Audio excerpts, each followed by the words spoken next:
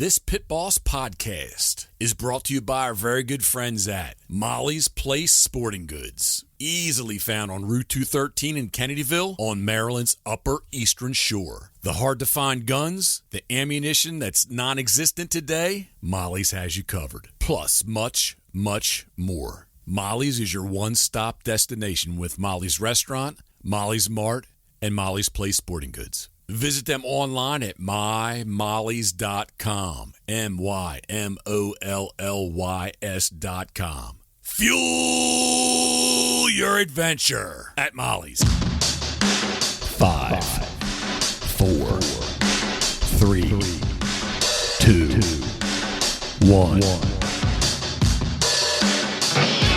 Quiet on the set. Quiet on the set, please.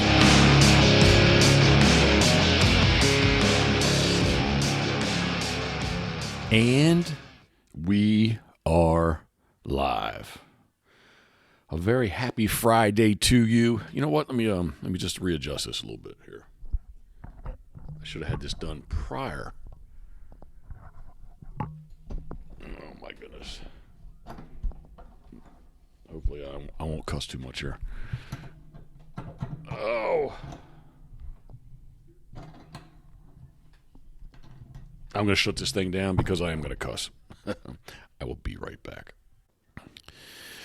Ooh, all right, I think my meltdown was averted, quite possibly. Let me adjust this audio just a little bit there. It's got a little funny. There we go. So meltdown averted. The wind is howling, and I'm going to say a very happy Friday afternoon to you. This might help me a little bit. My Crown Black salute. I was going to do Weller 12, and I neat Weller 12, and I jumped in with both hands on the Crown Royal Black on only the best IPIA ice. So I got that going for me. I got the ride dog at my feet. She wants to play ball. Fetch it up if you want the ball. Fetch. They've been fed, so they're in good go. All right, enough. She's going to be difficult with me. I may have to take a phone call, and I will stop this for that phone call. Loan company for PBHQ. It's very important. We need to get that in the works. I had a little conference call this morning. I interrupted Karen at work, and I'm excited. I really am excited. It is flowing through me. And I'm going to thank you for tuning in. This would be podcast, oh man, I guess I should have checked that earlier. 31. I think Jeff Wood was 30, so I'm going to call this 31 podcast. Yeah, I'm. You know what? I could probably pull it up on my phone real quick and see, because I am going to go to my phone to start. So factually, I can be 100%. What is it? What words am I even coming out of my mouth? Percent. So I can be 100% accurate. Oh, let's see, man. Okay. Yep. Jeff was 30. So this is podcast 31. I'll get my act together. Thank you for tuning in. It is flowing through me this afternoon. Ooh. Had a big line of storms come through. We did not get any snow out of it. I was just texting with Geoff. He said that, and I saw this, they had some kind of flash freeze warning where he said he walked in the store. It was basically almost 50 degrees Fahrenheit, and he came out and it was pushing 32 degrees Fahrenheit. And we've had a big temperature drop, 57 here in the dark this morning, and I think it's about 46, 45 right now. So, yeah, I want to. If you're listening to this, again, thank you very much. Please take advantage of this. You've got at least a good, strong 2 weeks still. It is the K2 Cooler 20 Quart Summit Fin City Brew Company Pitboss Brown giveaway. Simple and easy and simple. Jump on my Instagram account at Pitboss Waterfowl. Scroll down a couple. I'm going to repost it up anyway, but just find the Pitboss Brown beer. You must be 21 years of age, and please drink responsibly to enter this contest. But it's a nice little giveaway. The cooler's really cool. K2 did an awesome job. Put the Fin City's logo in kind of a what would you call it, deck mat pad that goes on the top. And I'm even going to throw a couple things in there, some Pitboss swag. So simple and easy and simple. Just get on there. Make sure you follow K2 Coolers. Make sure you follow Fin City Brew. And make sure you're following me, Pitboss Waterfowl. And tag 5 of your best friends. So that's simple and easy to do. What else is in there? I think it's about it. I can't remember if I talked about it with Jeff or not, and I can't remember the timeline just because of my mind. But somewhere in between here, possibly between Jeff's and today, I did do Union 0430 Punisher Waterfowl podcast. Check them out on all the streaming platforms as well as YouTube. And I think that is all my business that I want to talk about. But yeah, it's flowing through me. When I say that, I kind of mean like it from an energy standpoint. I must like get a high off of it. Just kind of feel, I feel energized and not stressed. Not there's no stress or anxiety involved. There's actually a really good feeling. I'll tell Karen that quite often. She'll ask me how my day's going. Something good's happened. And I said, man, it's flowing through me. So, hey, one thing, too, if you're interested in sea duck hunting, I've got about, I counted them up for Karen. I can't remember. I'll say 22 days in the 2022-23, not special sea duck season anymore, and just the regular Maryland duck season. We're going to target sea ducks. So I got that going on. If anyone has an interest, we appreciate you wanting to join us in the world's largest duck boat. Steve Hoover, thinking of you, we are. All right, so, and man, somebody can beat me over the head because this, okay, it is flowing through me. I love Instagram. I love social media. I love Instagram. My biggest beef complaint with Instagram is that the messages they're not user-friendly for me. Not like on my phone, text messages or email. They're just not user-friendly. First off, obviously, people quite often aren't using their real name. So my example always is Duck Slayer 123. I can't remember who that person's name is. And you could say, hey, Jeff, you use Pitboss Waterfowl. But, yeah, in my mind, and I'm justifying it, not trying to be a hypocrite, but in my mind, Pitboss Waterfowl does say who I am. Duck Slayer 123, that doesn't really tell me who you are. So I'm going to apologize to whomever suggested this to me, but I got a message on Instagram, and I think they listened to podcast 26 it was. I know they listened, but I think it was podcast 26. And his suggestion was, why don't I talk about COOT, explain COOT, some of my memorable memories of COOT. And I thought, yeah, man, that's a great idea. Actually, I'm sitting here in the makeshift Pitboss War Room. Pitboss War Room. Kind of in the dining room between the kitchen and the living room. And I can see there's two, Brian Varva, excuse me, I always joke around about that. Brian Vavra from Orlando, Florida, did me 2 paintings of COOT, and they're on the walls here, so I'm seeing her right now. Before we painted, we did have a long line of photos of many of the dogs, which COOT was included, and their ashes were all on top of the mantle in the fireplace. And currently, sadly, we just need a better place to display them, and there will be once we're settled at PBHQ. All the dogs' ashes and a little bit of what would you call it? A memorial of them. Generally, I'm going to go off on a tangent. Nobody's here to reel me back in, so. Typically, we've always gotten the paw print done, and I know, Karen, under Karen's watch, she definitely made sure we got that done, clipped a little bit of hair off of them.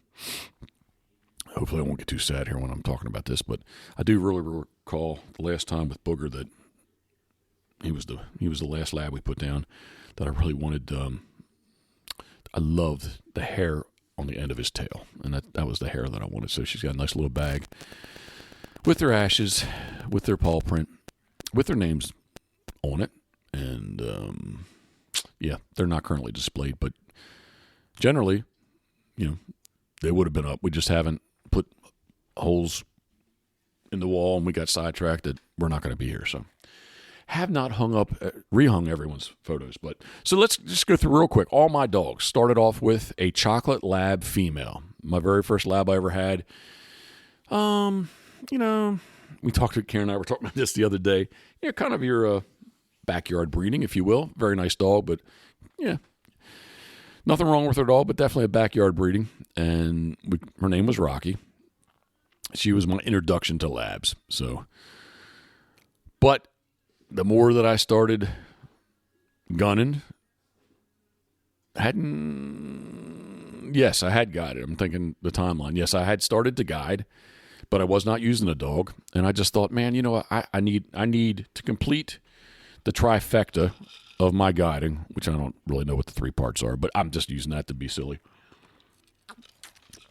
To complete my guiding, I need to have a dog, man. Like that's what I need. I need a dog to retrieve birds, especially in the beginning. I was sea duck hunting, but I was doing some marsh hunting, some September teal. I will slow down. Some September teal. And, just a dog was going to make this much easier. I did take Rocky on the very first snow goose hunts into Bombay Hook.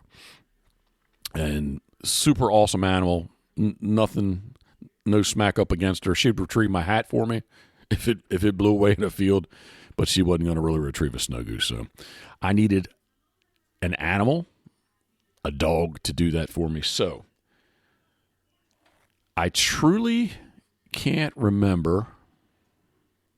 Roy Scahill, if you're listening to this, Sarge, please refresh my memory. Man, sincerely, guys, look. Is there Crown Royal black on my tongue? Yes, but I'm not really. I need to really just slow down.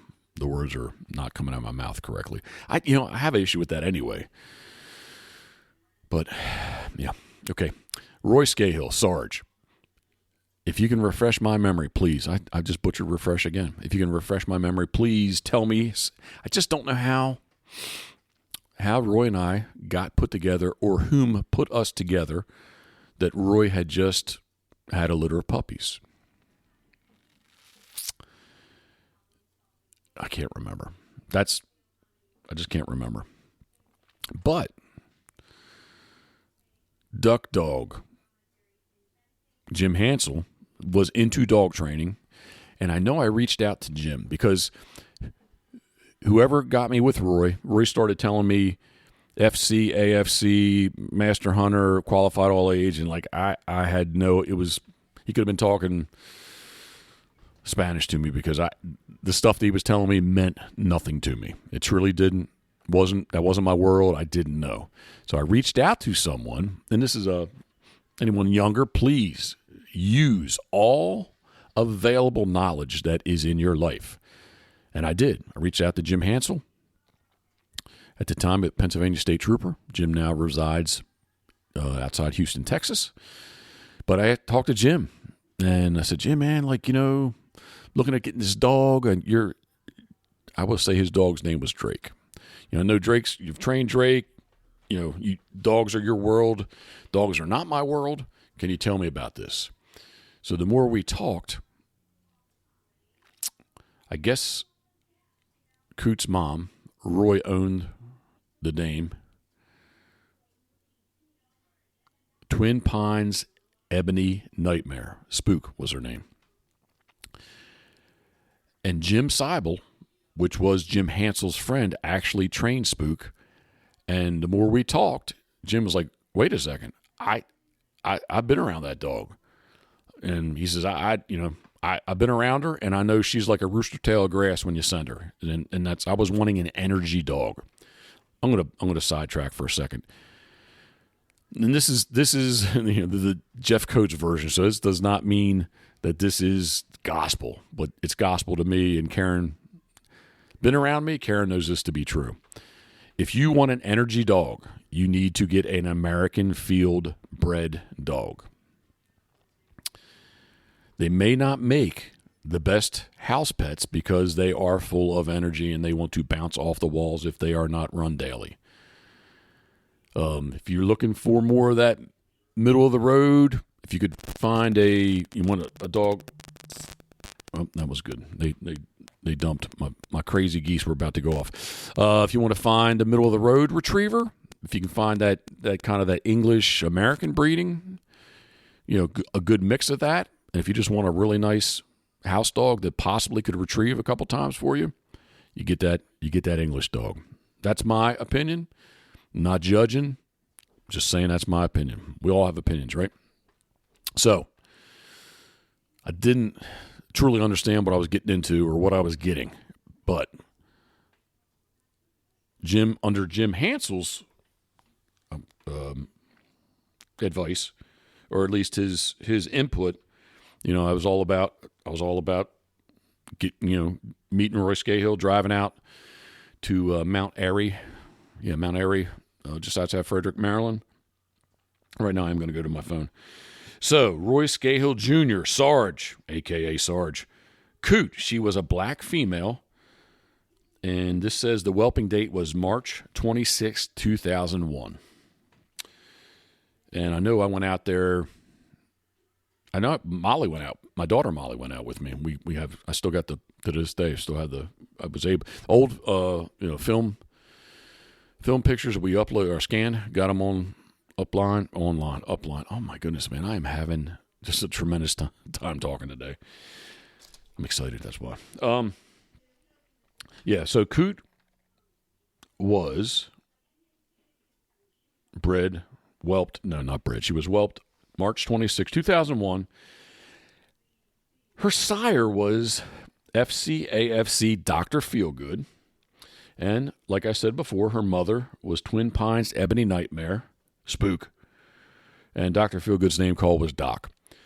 The interesting side note on Dr. Feelgood, he was one of, as I recall, 7 litter mates. Well, he was one of 7, so he had 6 litter mates, males and females. And out of his litter, there was only one dog that was kind of a dud as far as field trials go. And his breeding was, it's 2-time national amateur field champion, 2-time Canadian national amateur field champion, Canadian field champion, Evan Starr's lean Mac. And Dr. Feelgood's mother, so these are COOT's grandfather and grandmother, was 1998 national amateur field champion and field champion. I still can't speak. Hattie McBunn. So the side note to all this is Dr. Feelgood's sibling, littermate, brother, was high-tech, FCAFC high-tech CEO. They called him Gates. Well, I didn't even get through all my dogs. Oh my goodness, I got to rewind a second. But anyway, where I'm going to go with this is that Gates, Dr. Feelgood, brother, was Diamond's father. So let me rewind a second because this is kind of I think deteriorating a little bit. All my dogs. So Chocolate Lab, that's how I got into this. Chocolate Lab female, Rocky. Then I brought up black female, COOT. The next dog, black female, Diamond. Diamond and COOT were first cousins because their fathers were littermates. Dr. Feelgood and high-tech CEO Gates. So they were first cousins. From there, the Poacher dog comes along. Poacher dog was the breeding of Hank McNeil out of New Jersey. The joke always is that she wasn't inbred, but she was line bred. I always like to tell my mother. My mother never understood this. That how did I tell her? Poacher's father was Poacher's mother's father? No. Anyway, this is deteriorating. I'm sorry. My apologies for podcast 30. But anyway, Poacher was line bred, super nice little dog. So rewind. Rocky was not that energetic. She was a little like me, a little on the heavy side. COOT had some nice conformation to her. Like a 72-pound black female, muscular. Everybody says their dogs are muscular, but, I could say Rocky was muscular at 100 pounds, but she wasn't. COOT trained daily. She was fit hardcore. Diamond was a big, and I've got one picture. I don't see the picture because it's not up, but I have one picture of her in Donald Hughes's episode 29. Donald Hughes's goose field. If sun was setting in the afternoon, her big old chest, man, she's just a handsome female. She was a stereotypical. COOT kind of had some confirmation to her, so she's definitely American, but she had she had the looks of that she could maybe have some. She had her confirmation was good.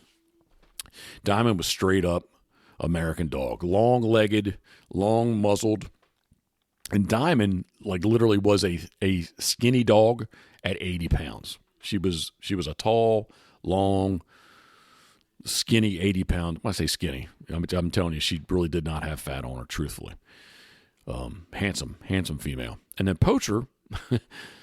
My mom had her for a while and got her up to about 80 pounds, but Poacher in her fighting weight was like 50, 54, 55 pounds. She was just a little ball of energy. Both, I'm not going to get sidetracked here. Both, well, I'll keep going because I was going to talk about gunning. So I bred COOT twice, and I kept a male. I bred COOT twice to Sally's Power Drive, Jenny Grassi's dog from New Jersey. Drive. Her AFC drive was had 100 all age points. Man, he was a handsome looking dog. Got to be around him quite a bit. Ed Forey trained Drive, and I was around. I had the pleasure of, and actually, what would you call it? The luxury, the fortitude. I'm making up words. Maybe I need some more crown. Anyway, Ed was very kind and let me throw birds for him. I did work. I did throw birds for him, and then I got to run my guys. So I always got to sit, when I was out in the field, I could tell who Drive was when he came out. Drive was just a nice dog. He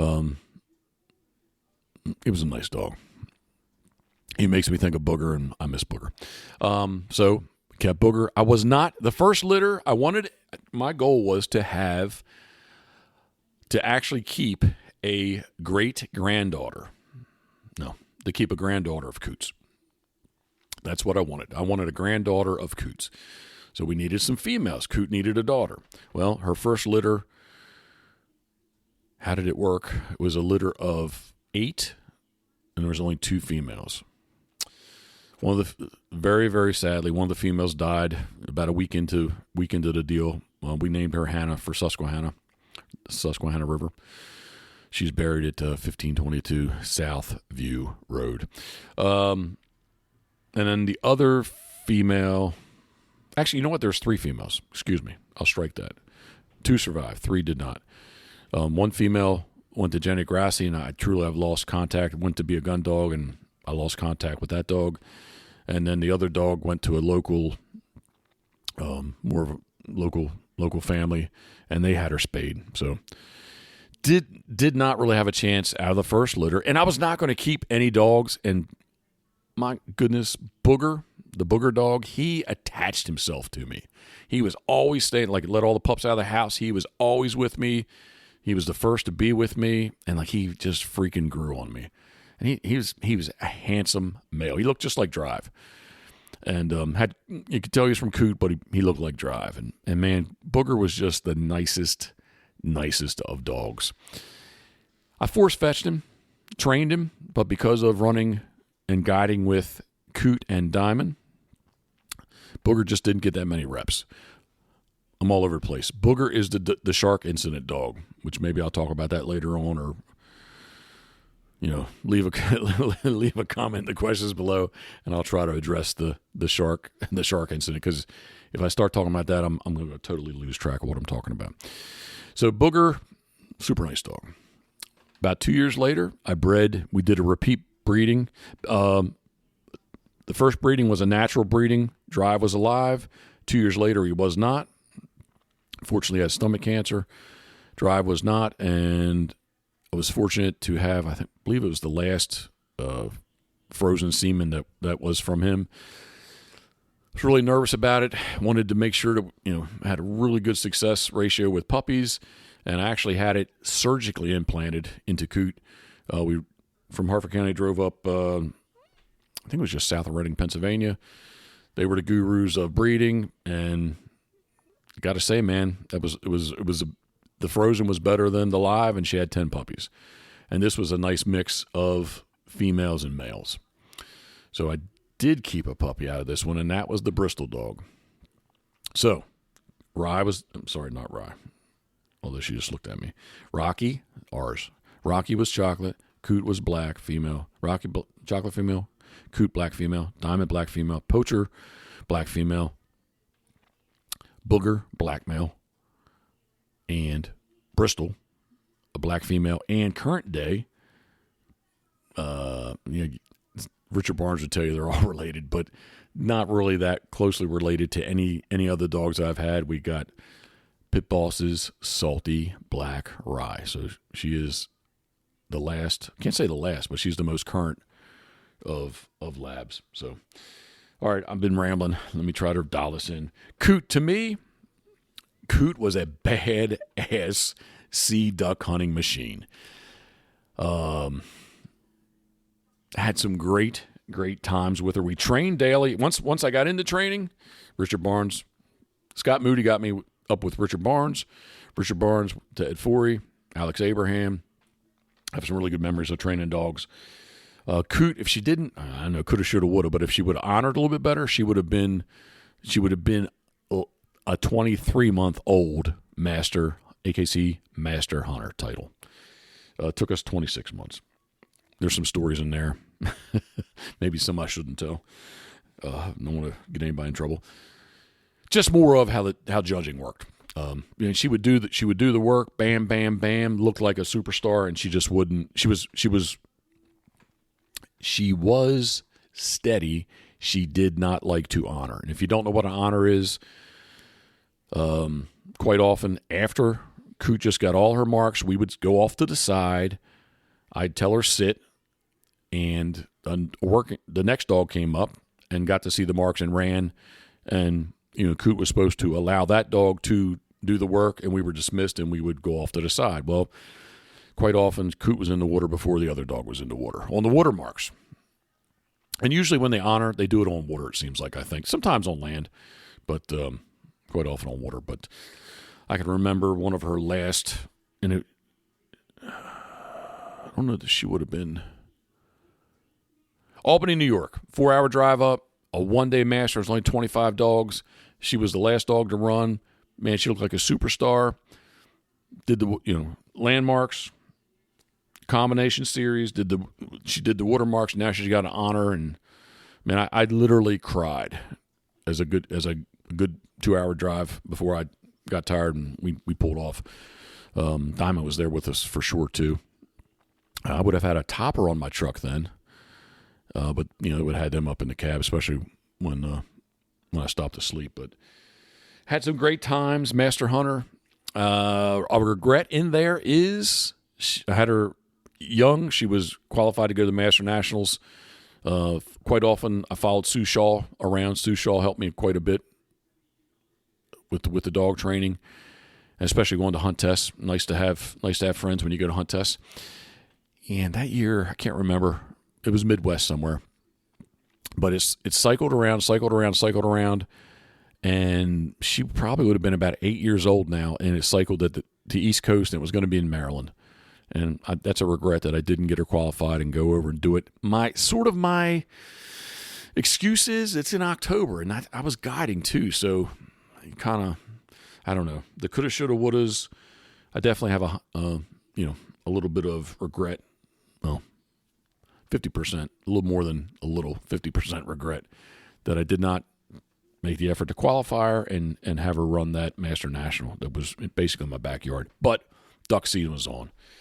Speaking of duck season, I got COOT qualified all age at a field trial during duck season. Alex Abraham even said, "Jeff, why are you entered? You haven't trained at all." I was like, I don't know, just because it's here. I just want to go enter and enter the qualifying stake, and we got her qualified all age. So COOT was a 26-month-old master hunter. She was qualified all age in AKC field trials. And again, to my definition, she was a bad-ass gun dog, especially for open water sea duck boat gunning. I'll tell you this, man, you put her in a field for geese, put her in a blind, she embarrassed me quite often. We filmed quite a bit. I can remember some trips in Canada, in Saskatchewan. No, excuse me, in Manitoba. That actually I went back to the truck and I got Diamond out, and Diamond was the goose dog. But Diamond, Coot and Diamond, man, daily. I used, especially early on when Coot was younger. Diamond was a little bit younger than Coot, but when early on, like the first 3 seasons, Coot was definitely my main go-to dog. And then as Diamond got older, another whole story. She was 3-legged. She had 4 legs, but she ran around on 3. That's how we got her. I actually got her for my mom as a pet. Had a 32-inch snowstorm. When the snow melted, Diamond's 4-legged again. So, but as Diamond got older, we got her in the program, got her trained. I kind of did them maybe every other day. They definitely all would ride with me, but as far as getting in the boat, I kind of went every other day with Coot and Diamond. Yes, trained daily. I enjoyed training. It was just a different life then, and Karen often questions me. Karen knew me. I would take, basically, she would say, Mr. Coates is coming in the office, and I would bring in 5 black labs at one time, because that's how many we had at one time, or I should say we. My mom was kind of in charge of some of them here and there for me. But I would go to Hickory Vet with 5 black labs, and so I've known Karen forever. When we first met, I would say we probably knew of each other for 12 years, and we're pushing 20 years knowing each other and being together. Here's a little side note, a memory of Coot and Diamond. Excuse me, Coot and Karen. Coot was prone to like yeast infections in her ears, and her ears were dirty ears. And one of the times going out, probably the first time I was actually really kind of like, I won't say face to face, in closed proximity to Karen. I definitely remember that. It was in the old office. Karen, if you're listening to this, it was in the old office, the old house office. The new building wasn't up yet. Maybe the new building was up, and the new building was like this pet store with the aquariums and all that kind of stuff, which later became the new modern hospital. But yeah, that's a memory of Coot. I just remember she was my dog. She was all business. She loved to chew. Russ, in Virginia. Anyway, Russ would get on me. He was a dog trainer, a few years older than me, and if there was nothing, if you shot, especially early on when Coot was young, if you shot and there was nothing else to retrieve, Coot wanted to go jump in and bring back shotgun shells to you. That's just, she always wanted to go. And or she would jump down in the boat because she her hideout, her hangout, not really hideout, but definitely her hangout, her place was, in the rear motor well of any of the boats, the 17 TDB, the 21 banks, the 25 banks. That was her spot back there. And Diamond's too. Diamond not so much in the 17 TDB, but the 21 and the 25. So then she'd jump down a boat, she'd chew shells, and actually one little mantle type display I have, and this guy's, I'm just going to set my phone to the side. This is about the loan. It's their problem. I'm loading up PDFs to their system, and their system says that they are having a problem. I've taken screenshots of it. I've circled it in red. And I've said, hey, I'm trying. I've done everything you can. I've done everything you've asked of me, everything I can do, except I can't get this last form up to you. So, and he just repeated that he needed it. So I guess maybe he's busy. So she would chew shells, and my limited little call display that I have, I've got a few chewed up shells from Coot. She was all business. I can remember Rex Bell is not with us. I'll call him a good dog friend. Rex and Jeff Brown were down. They shot sea ducks out of the 17 TDB, as I recall. COOT stayed in my truck. The boats backed in. Trailers backed into the water. They pick up the boat. I don't know what Rex did to her.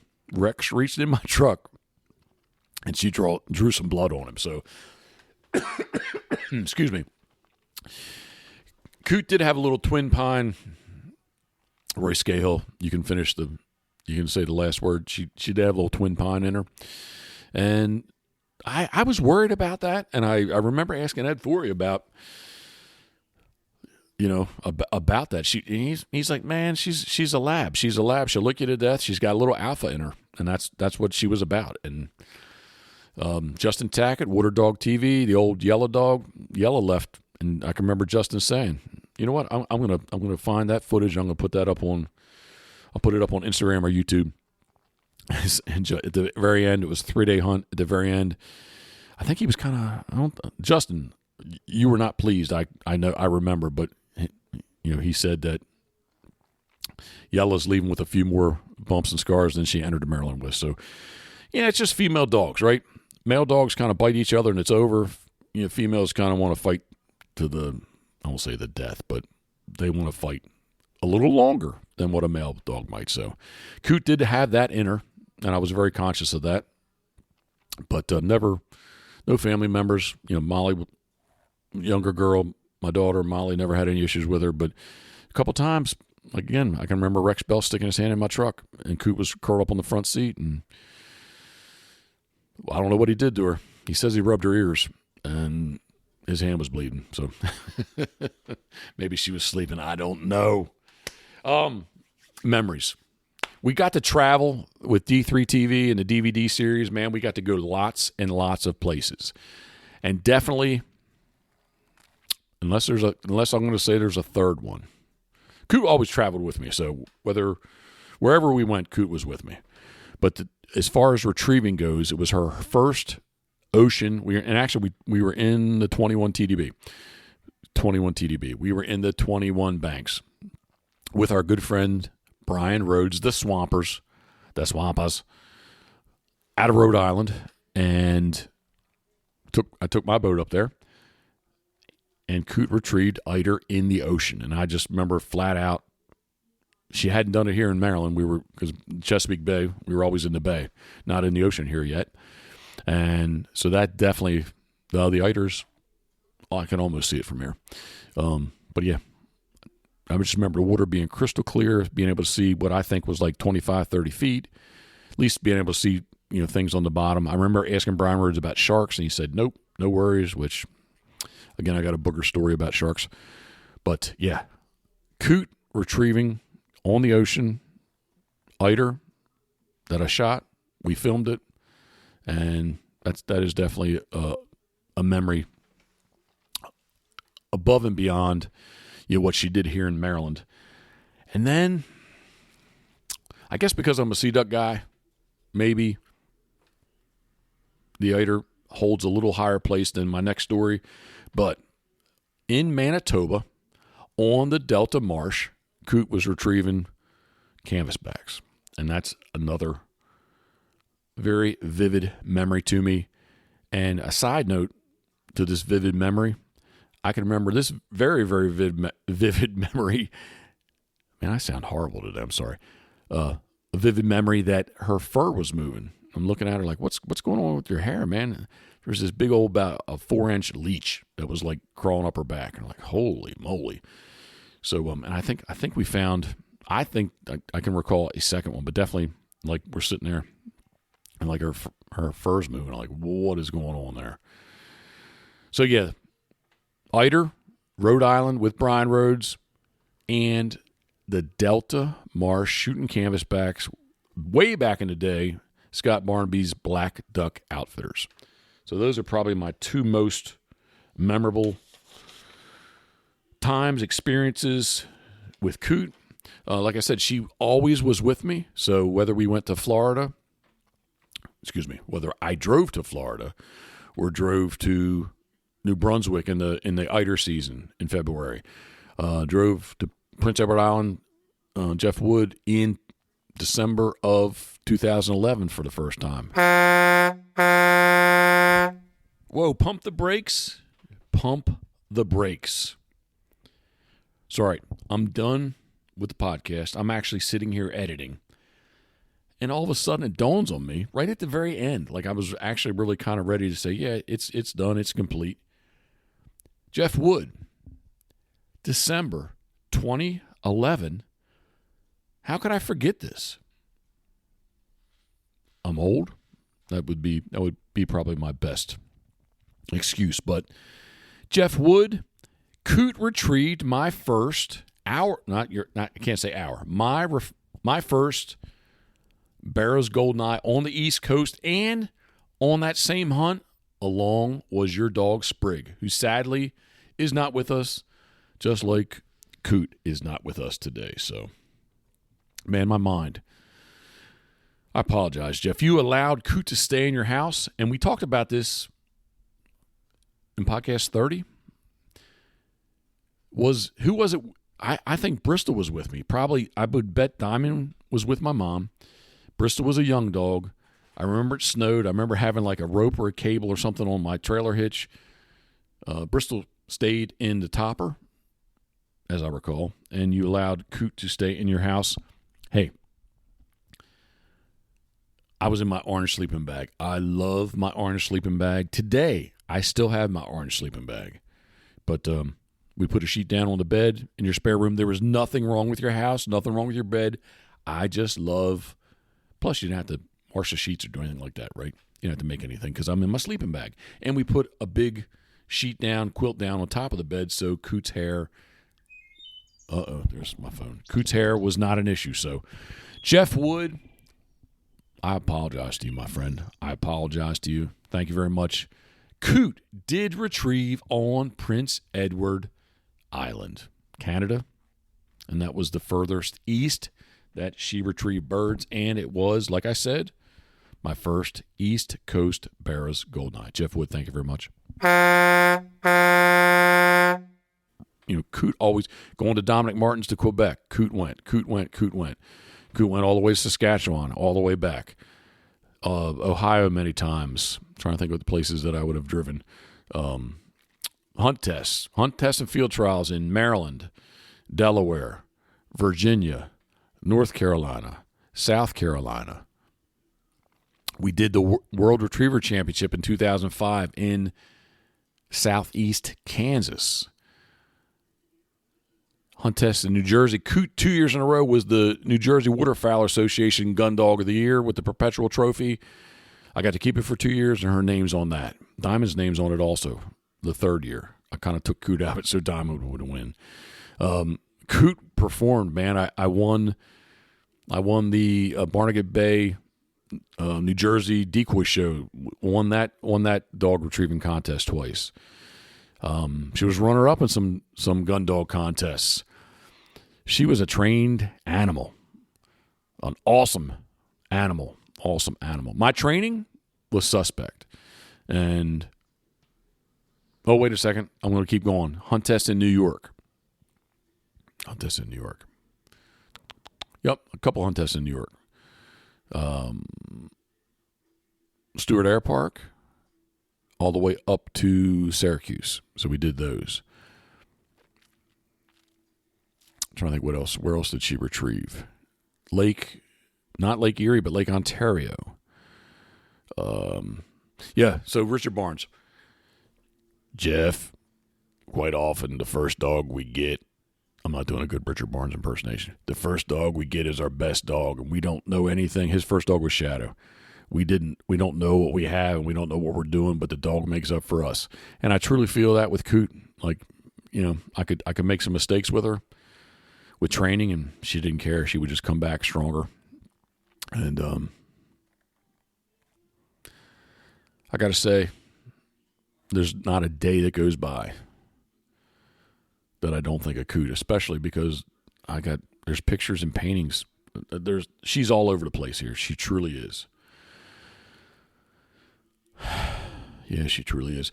I want to catch up with Scott Moody. I'd like to do a nice little on cducks.com and put pitbosswaterfowl.com, I'd like to do kind of like a dog memorial type area that we can just, it's kind of some of the things I've just told you. All the dogs can be there, at least with one picture of them. And we'd just like them to be remembered. I always say, sadly, our dogs, special retrievers, especially labs, I'll say Chesapeakes also, get way too old, way too fast. So, yeah, that's COOT memories. I'm looking at the one over holding a Brant right now. Yeah. Oh, here's a quick look. Me thinking of the Brant. There's a memory. The one spot where the blind is, very shallow water, the shoal. Like COOT, and I know everybody says, man, my dog will do this, my dog will do that. If COOT could hear me and she could see me, I can remember her going easily. Well, she would do, in training, she would do 400-yard marks for field trials. So that wasn't an issue. But in a real gunning situation, I remember standing up on the boat to get as tall as I could before I had the blind there. And she just went across that shoal easily 300 yards to get a Brant. You know, blow the whistle, stop, cast her, blow the whistle, stop, cast her. And she was smart enough to know if, she trusted me that if I sent her, there was something I was sending her for. So I just recently came across some old pictures, came across Dave Widener's 2004 video. I got that up on YouTube. If you want to go check it out. The pictures aren't on YouTube, but the old video is youtube.com/Jeff Coates, COATS, or / Pitboss Waterfowl.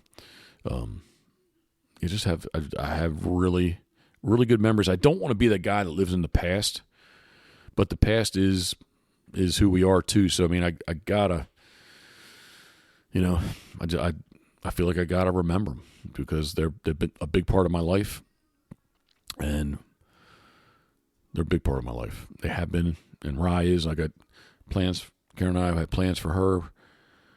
Like to breed her, and yeah. Dogs, and dogs. It's the old ducks, dogs, and decoys. The old ducks, dogs, and decoys saying. Somebody promised me I was going to be able to have that webpage, and they just backed out and never gave me ducksdogsanddecoys.com. All right. Thoughts, comments, questions? I've rambled for probably enough. If you're watching this on YouTube, and if you're listening to this, if you want to go on YouTube, I'll have this podcast on YouTube, and I think I'm going to just kind of pull up all the videos that I can find of COOT. That's one regret too. Another layer of regret. Just wasn't. We weren't into social media then when she was, in those early through the 2000s, right?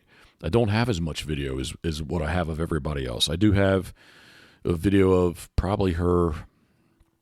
100% of her first litter, and the second litter too. I don't know. It just wasn't part of my daily. The social media was not as part of my daily life the way it is today, and YouTube and all that kind of thing. So I just I do feel bad about that. That the opportunity was there, and I didn't tell Karen this, but I mean when Rye has puppies, oh my goodness, we're gonna have freaking hours and hours and hours of footage of Rye's puppies. So it's all good stuff. It's great memories. Sadly they're not here. They're not here for a long time. They're here for a good time, right? How's that saying go? So thoughts, comments, questions, please feel free to leave them below. Don't forget about patreon.com / Jeff Coates. We're giving away a sea duck hunt for 4 people, 4 Patreons. So check that out, please, if you get a chance. Follow us. Keep up with us if you like the content on all the social media outlets. And except for my one text message, I'm surprised my phone didn't ring, so kind of happy about that. Friday, February 18th. That's all I got. Thinking of you, we are. Boom.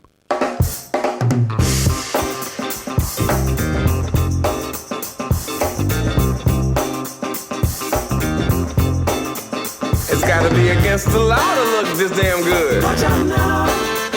Cause baby, I feel real good and I wish I would. Watch out now. It's gotta be against the law to look this damn good. Watch out now. Everybody watch out. Watch out now. I'm ready for a good time and I can't